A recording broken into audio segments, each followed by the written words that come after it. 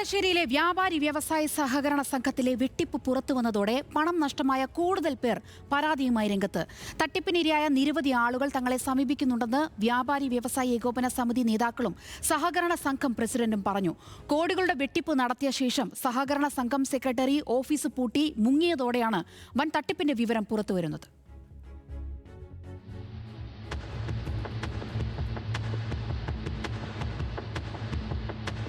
വ്യാപാരി വ്യവസായി ഏകോപന സമിതി തലശ്ശേരി മുനിസിപ്പൽ കമ്മിറ്റിക്ക് കീഴിലുള്ള വ്യാപാരി വ്യവസായി വെൽഫെയർ സഹകരണ സംഘത്തിലാണ് കോടികളുടെ വൻ തട്ടിപ്പ് നടന്നതായി പരാതി ഉയർന്നിരിക്കുന്നത്.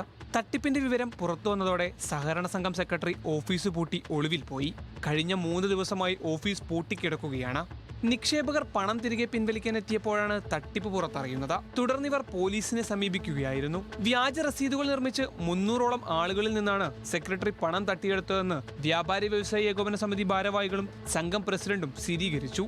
പലരും ലക്ഷക്കണക്കിന് രൂപയാണ് ഇവിടെ നിക്ഷേപിച്ചിരിക്കുന്നത്. കോടികളുടെ തട്ടിപ്പ് നടന്നിട്ടുണ്ടെന്ന് വ്യക്തമാണെങ്കിലും വ്യാജ രസീതുകൾ ഉപയോഗിച്ചതിനാൽ കൃത്യമായി എത്ര തുകയുടെ വെട്ടിപ്പ് നടന്നുവെന്ന് കണ്ടെത്താൻ വിശദമായ ഓഡിറ്റിംഗ് ആവശ്യമാണ്. തട്ടിപ്പ് എത്ര വരെ പോയിരുന്ന് എനിക്ക് പറയാൻ കഴിയില്ല. ഞാൻ പറഞ്ഞില്ല, ഇപ്പോൾ 3 മാസമേ ആയിട്ടുള്ളൂ.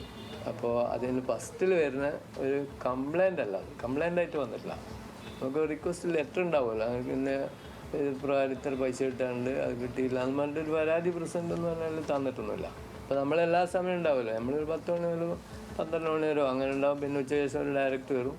അപ്പോൾ ഈ കളക്ഷൻ്റെ എല്ലാം നോക്കും, അങ്ങനെ പോകും. ആ പോകുന്ന സമയത്തുള്ള ഇവന് ചെയ്യുന്ന കൃത്രിമമായിട്ടുള്ള പണിയായിരുന്നു. ഏകോപന സമിതി നിയമിച്ച പ്രസിഡന്റ് ഒപ്പിട്ട എല്ലാ നിക്ഷേപവും സുരക്ഷിതമാണെന്നും ആർക്ക് വേണമെങ്കിലും പണം പിൻവലിക്കാമെന്നും സംഘം ഭാരവാഹികൾ പറഞ്ഞു. സംഭവത്തിൽ പണം നഷ്ടമായ നിക്ഷേപകർ പോലീസിൽ കൂട്ടത്തോടെ പരാതി നൽകാൻ ഒരുങ്ങുകയാണ്.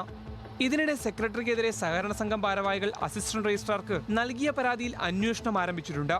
ന്യൂസ് മലയാളം, കണ്ണൂർ.